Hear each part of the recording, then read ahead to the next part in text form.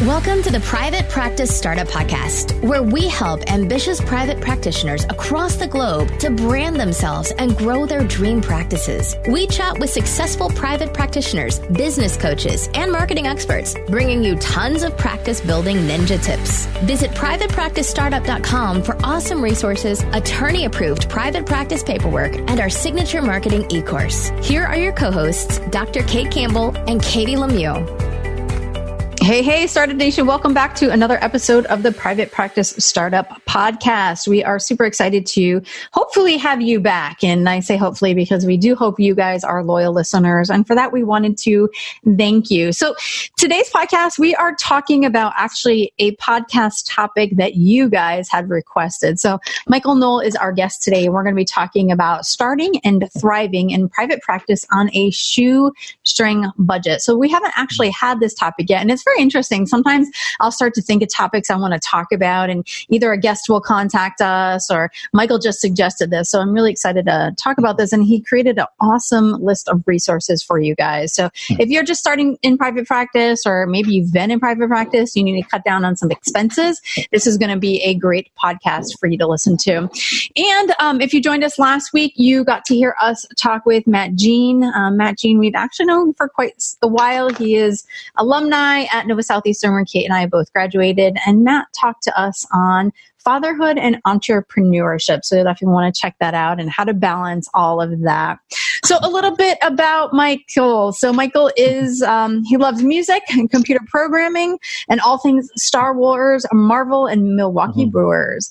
Being a therapist is what he's designed to be, though it took him a little bit longer. He says about 20 years. He's creative, kind, introverted, a bit off the beaten path, currently creating and cultivating his mental health professionals network group to bring about an agency without walls for referrals, networking, and get to know who's out there, camaraderie in the community. But before I do turn it over to Michael, we wanted to say, if you are new to us, we have a gift for you, which is our A to Z cheat sheet, the essentials for building and growing your dream practice. Head over to privatepracticestartup.com. There you'll see the resources tab. Under the resources tab, there's a bunch of our resources for you.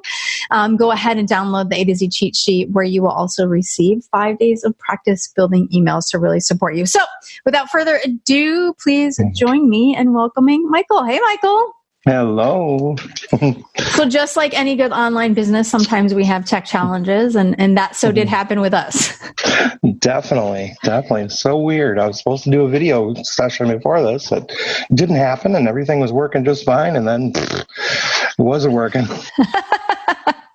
Well, we're here. We're going to make it rock. We're going to make it work. So I'm really excited about your topic. And I'm assuming, obviously, this is how you started your practice on this shoestring budget. Definitely. Yeah, I was, doing agency work, doing this work, that work, whatever. And then it just wasn't fulfilling for me. And so I was getting into private practice. I was very, very fortunate to have a professor of psychology who actually took me in and let me use her office Fridays and any night I wanted to after 6. So that was like the ultimate shoestring budget, right? No cost whatsoever. Perfect. So if you could do that, absolutely, build your practice up a little bit before you move out on your own. And about two and a half years after that, I had my license, and then we said, you know what, Michael, it's time for you to get your own office, you to take care of your own stuff, because hello, this is still my office, she says. And I said, absolutely, you're so correct. So you got kicked out of the nest. Kind of, yeah. She's still a great resource and a great friend as well. Because, like I said about the networking group I've put together here in central Wisconsin, it's all about building relationships. It's about pulling people in who are doing the same thing I am. But let's face it, private practice can be very, very lonely. Totally. So we need some other people to talk to, especially if we're not, just down the hall from others or whatever. So, that was one of my reasons for that group is, that and referrals, of course, but more importantly, I was really lonely. Yeah. And so, going back a little bit, when I got kind of kicked out of the nest, like you said, I like that. I started looking and I said, all right, I got I got a budget of about $250 a month, I figured, because that was right around 3 to 5 hours of work for me at that time. And how long ago was this? Let's see, it'll be 3 years, October 1st. Okay. So actually moved in November 1st, 3 years ago, so 2016. And so I said, all right, Michael, you got $250 you can spend, you can work with, whatever you want to call it, per month. And again, like I said, that was somewhere between 3 and 5 hours a week at that time, mainly cash pay at that time. So I started looking around and I was sticker shock.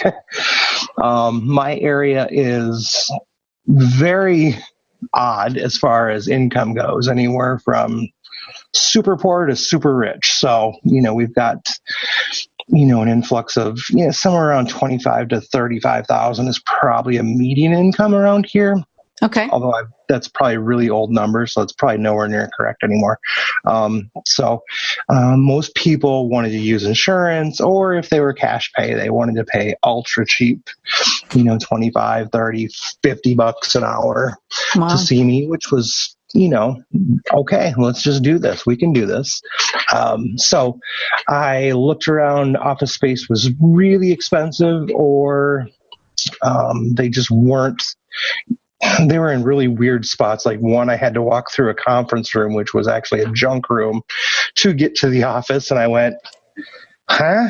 Yeah, clients aren't going to like that. Ugh. No. So that was one of my criteria. It's got to be, there's got to be some kind of safe, easy entrance for them, which is very, very important.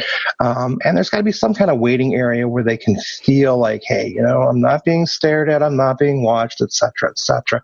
So again, it's a bit of a challenge, definitely doable. So I kept looking, and then all of a sudden I was driving around where I actually am now. It was a different building originally, but it was $12 a square foot a year, i.e. $1 per square foot per month. It was, yeah. So how many square feet was that office? 156 square feet. So like a 12 by 13 is what it was. Okay. A little box, really, but it was perfect. You could fit a love seat, a chair, and a desk, and a couple little things. And it was ready made. And so how much did that cost you a month? $156 a month. All right. So from the $250 budget, we're at $156. So my quick math is $99. No. Yes. No. 90. Ooh, my quick math is $94 left. Yeah.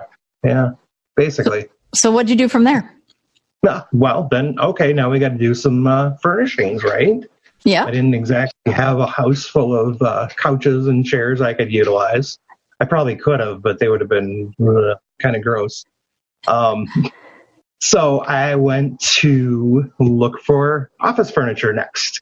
So where did you do that? Well, you got to go to the thrift stores. You go to Facebook Marketplace. You go to Craigslist. Nice. Because everybody's got practically new stuff that they're giving away for next to nothing, or they're like way overpriced. So then you just keep on going. But I went to the thrift store, and they happen to have the sofa, love seat, and chair, and it was 50% off day. That's perfect. You got to look for 50% off day, or it's like red 50% off today, or white, right? Or furniture, I guess. That's awesome. So how much did you pay for your furniture? So the furniture, I was going to look that up, and I keep forgetting. It was under $100 for the. Wow. Yeah. And pretty decent. Pretty looks like new. Looks like new. It actually, it's sitting right here next to me yet. Going on 3 years later. So nice. And clients love them. They walk in, they go, wow, this is really nice. And I go, thank you. Paid a lot for it. Exactly. All right. So we got the office space, we got the furniture. Yep.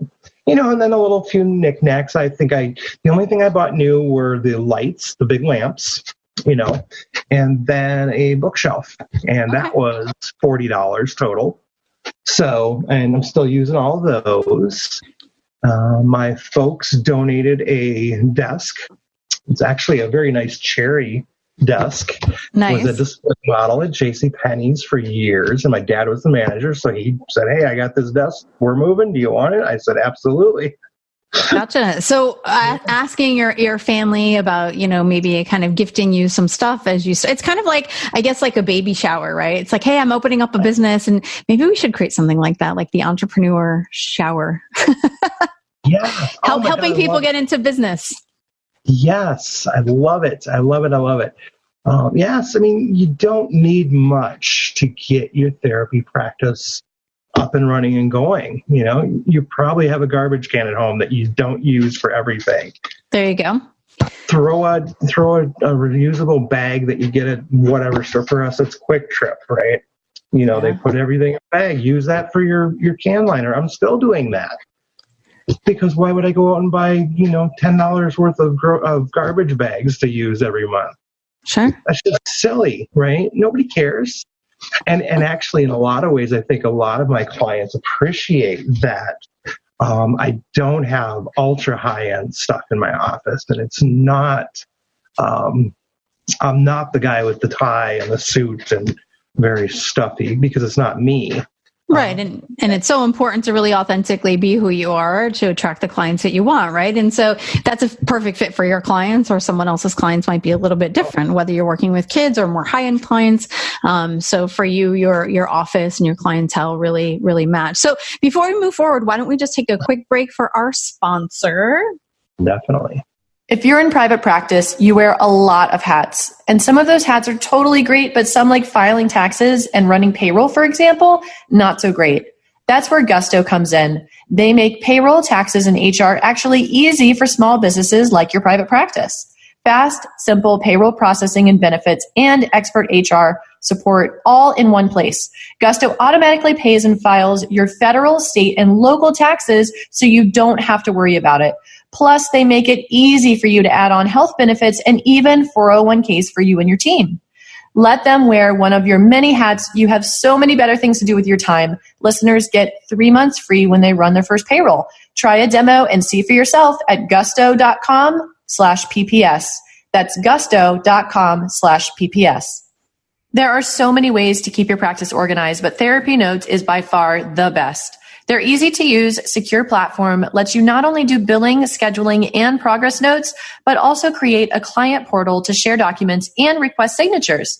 Plus, they offer amazing unlimited phone support. So when you have a question, they're there so you can get help fast. Get started with Therapy Notes today, trusted by over 60,000 professionals. Go to therapynotes.com and enter promo code PPS, as in Private Practice Startup, and you'll get 2 months for free. Also, you can listen to episode 54, where we interviewed Brad Pliner and took an in-depth view into their EHR. So what was the next thing that you bought? The next thing I bought, probably a printer. I think that cost me, I got it at Best Buy, and I found an online deal and they matched it. Nice. So instead of $199, I think I got it for $125. So, and I knew I didn't want a inkjet anymore, because the ink always dried up. I mean, never got used. So I was going with the laser printer, because I knew, hey, the laser powder never goes away. So we're good forever. Okay, cool. And so I got that. Let's see. After that, buying stuff, I don't think I bought anything. Oh yeah, recently I bought some carpets, one for the office and one for the waiting area. Okay. And some new chairs, but the carpets were from Wayfair. Okay. I got 2, and they're a beautiful design. And I actually got the same design, one in brown and red and the other in blue. And it was $90 for both of them shipped. Yeah, I got to tell you, man, Wayfair, we had, when we moved into our house, it'll be 5 years ago, we went to this place called El Dorado here, and we bought some new furniture, and it cost us $10,000. And one of the carpets, the area rug, was $500, and it was this shaggy, it was pretty, but it was white and gray and had these sparkles, and then you have your dogs lay on it and it's not white anymore and you can't keep them off. And so we ended up like cleaning it like several times and but anyways, I went to Wayfair, got the same size carpet, really cool. Like you said, $90. Like it was awesome. And overstock.com is also a great place for really cool deals as well. Definitely. I mean, you're doing it in your own home. Why not do it in your therapy practice too?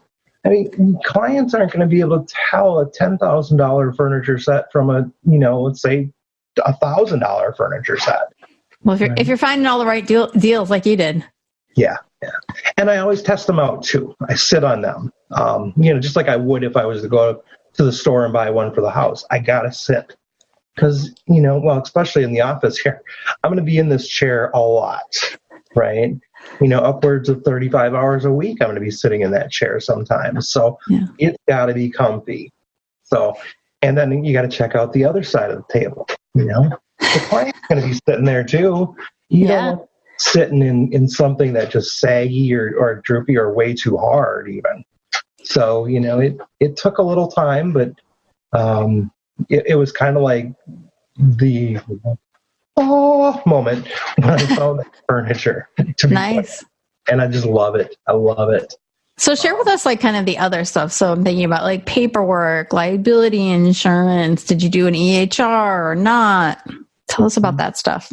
Yeah, definitely. Let's go with EHR first because looks like I have a list over here and that was the next thing on there. So I went with Office Ally originally because my psychologist friend, she had a biller who actually used Office Ally. And so she trained me in Office Ally. So I got to know it really, really well. And I've actually, until probably the last month now, I've been using Office Ally. I'm actually currently switching over to Simple Practice. Okay. Because of meeting Jillian out at the Not Your Typical Psychotherapist Summit. Where we met. Yeah. Yep. So, finally making that move because I'm getting sick and tired of cobbling everything else together. But it worked for me. I used Calendly, for example, for scheduling. Mm-hmm. And clients loved it. I didn't like it because it was only email at the time. I think they now have text reminders too. But I've been using 10 to 8. So the number 10 word TO8.com. for scheduling. Okay. It's completely free for the first 100 appointments a month.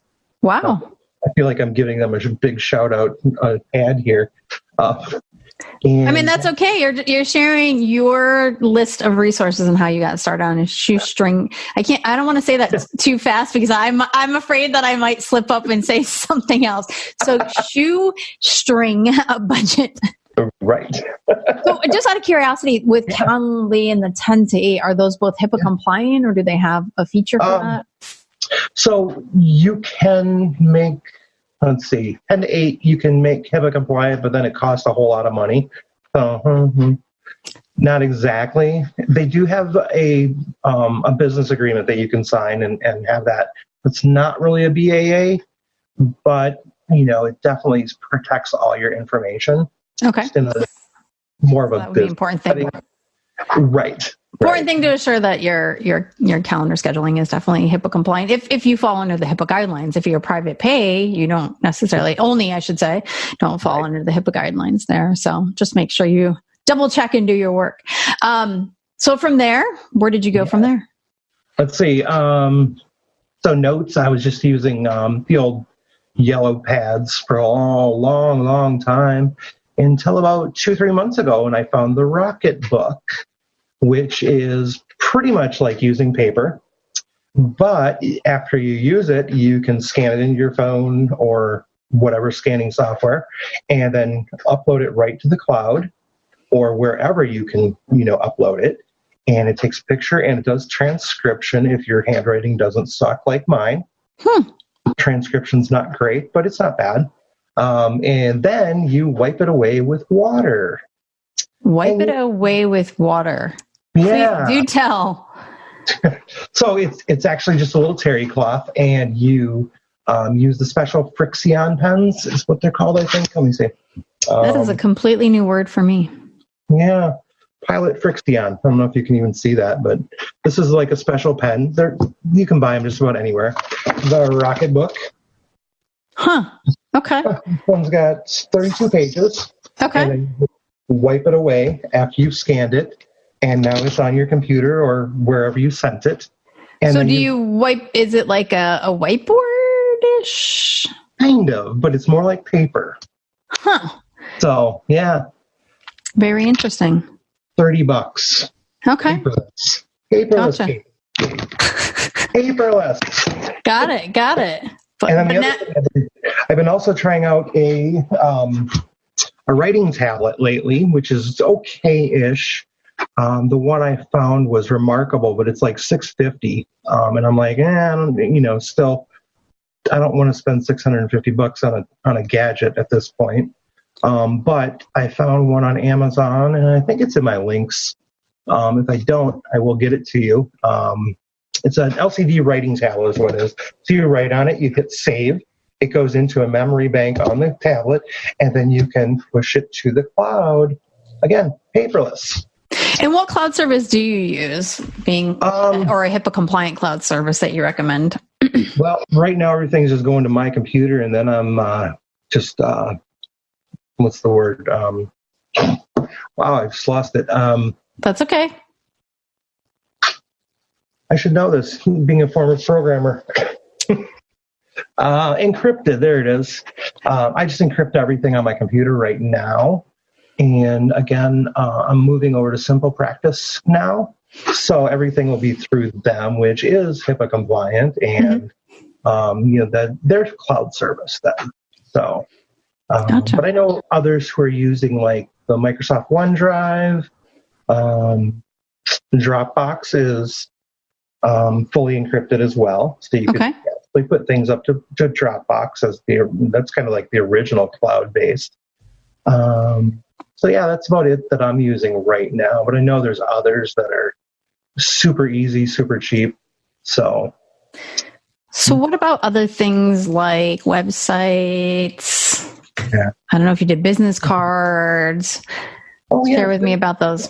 Cards. Yeah, Vistaprint is my best friend as far as business cards go. Kind of goes back to when I was working with the psychologist.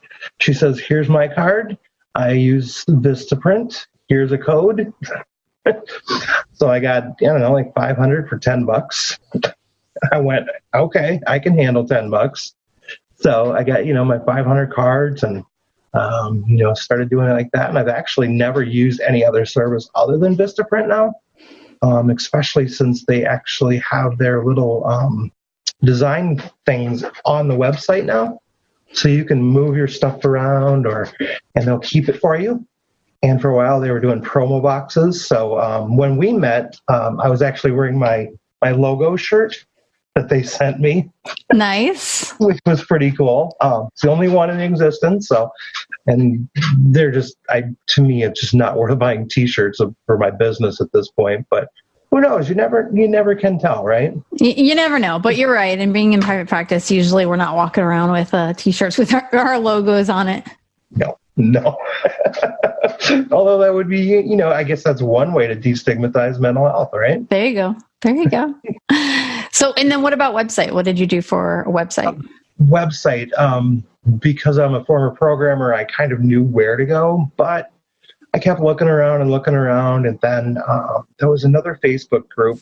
Becky DeGrossa, I believe, runs it. Yep. And she kept saying, don't use this kind, don't use that kind. And I went, what the hell is all this? I used to just write the code, and there was the website, which in some ways for me was a lot easier. But I found a good WordPress site, and I think it was half off for the first year, so it was like $60. And they had the WordPress, all that crap. So it was real easy, real easy. Although, again, being a former programmer, I get stuck in the code sometimes. So yeah, I was going to say, so people who are not tech savvy, what might you recommend for them? Yeah, definitely. WordPress has got some really, really good themes that are already put together. So it's kind of a, go through the 15-minute presentation of what is WordPress, how to use WordPress, and really can do that. And it's real easy. If I were to go back and do it again, I would probably look at trying to find somebody to help me design it better. Because my site, my biggest problem is just I've been so busy, I haven't been able to update for a long time. So sure. Daniel Fava of Create My Therapist website has a really great, basically e-course that teaches folks how to DIY. Well, he has this interesting name, it's not do it yourself, or he calls it do it alone or do it yourself. So you do it yourself with help from him. And he does some coaching stuff for folks, and again, because we're talking about how to create a practice on a shoestring, I had to say it slow again, budget. That might be an option for you. Now, for people like me, I outsource websites.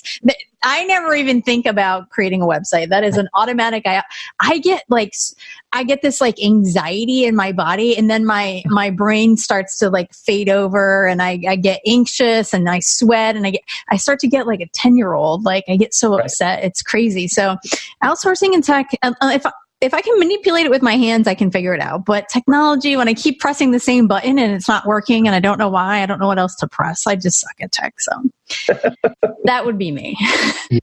Yes. Yeah. And I think I saw something with Daniel not too long ago. So might have been with you and Katie, or you and Kate, right? Yeah, we did a webinar with him last week on it. So Daniel's great. He's really awesome. He knows his stuff. So that's always a good option. Again, talking about the Shoestring Budget podcast, if you're not going to outsource that as well. But there's also a lot of great other, folks. Obviously, we love Brighter Vision. That's no surprise there. But Brighter Vision does, websites for $59 a month.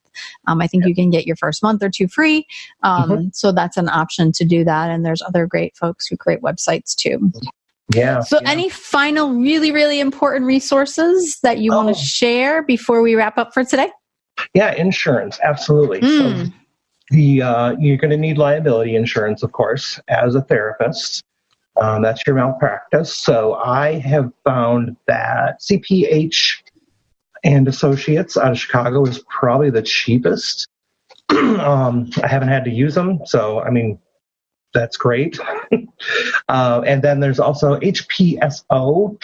And those are the two that I found to be most affordable for everybody. I think my first year with CPH, I paid, I want to say it was $119 for the year. Nice. So, yeah. And again, it was just a solo practice. So just one person. Yeah, I remember seeing, I don't know, it's been a while for me, but I don't know if it was my first year having insurance or my first year in private practice, but I believe CPH INS did like some 50% off discount. So it's always worth, asking, if people are providing a discount or for first time, or something like that, or shopping on the 50% off day at the thrift store. I actually use CPH INS. I do use American Professional, and I think I just renewed, and it's about like $300 for the year. Yeah. So not bad, but something you absolutely need. And I will say that for sure, because I had two incidences with clients that it's liability insurance is there because it's on, the unpredictability, and they were really supportive. Nothing ever came of it, but, so yeah, liability insurance, definitely want to protect yourself is a must. And then the last one is renter's insurance, because if you're renting your office space, they're going to want you to be insured so that they are not liable. And so the Hartford is the main one I've been using, and they're nationwide as far as I understand. And they've got super cheap rates. I think I am paying $250, $275 a year, and they do 10-month installments, and you can pay ahead or pay it all in full, or they're really easy to work with. Again, one of those liability things that you just do not want to hold back on because if somebody falls, or, hey, what if the place burns down? All your shit's gone. Sorry. Am I allowed to swear? Sorry. It's okay. We won't edit it out. How about that? It's just me. So, that doesn't bother me any. So, yeah, those are the main things. My whole business started on under $400 is what it comes down to. Nice. So it is possible for sure. So Michael, I also know that you have a giveaway for our audience. What is that? Yeah. So because it's a shoestring budget and software is difficult to pay for sometimes, my brother, who's an accountant, actually created a spreadsheet, income statement, or whatever I call it. I keep forgetting. I apologize. That actually has your whole total right there that you can give to your accountant at the end of the year and say, here's what I made. It's broken down on tabs. So you've kind of got your, you can put your clients, all your information for clients in there. Well, I shouldn't go that far. Put your client name and then, what happened. You did 1 hour of service. It was couples. It was individuals. It was insurance. It was cash. And then you put down when you got paid, and it actually totals it all up for you, as well as all other expenses like liability insurance and rent and marketing and the rest of it. So it's already done for you. Nice. And so if you are sharing client information with your CPA, I definitely recommend either doing initials or first name, last initial, and you can have your CPA sign ABAA.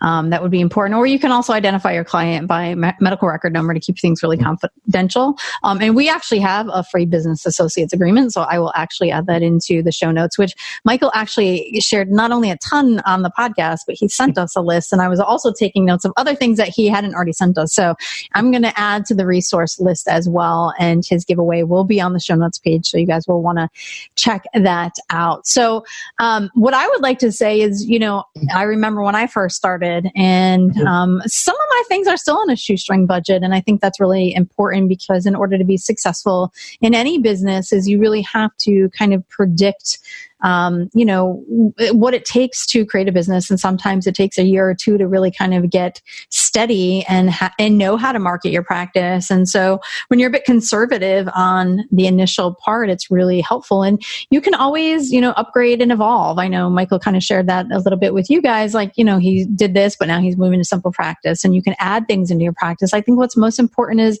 you get started. I heard this great quote over the weekend. I was at a real estate conference, and one of the speakers had said, version 1 is better than version none. So if you are on the fence and you're worried about costs, hopefully this podcast has inspired you in finding ways to really, get started on a low budget.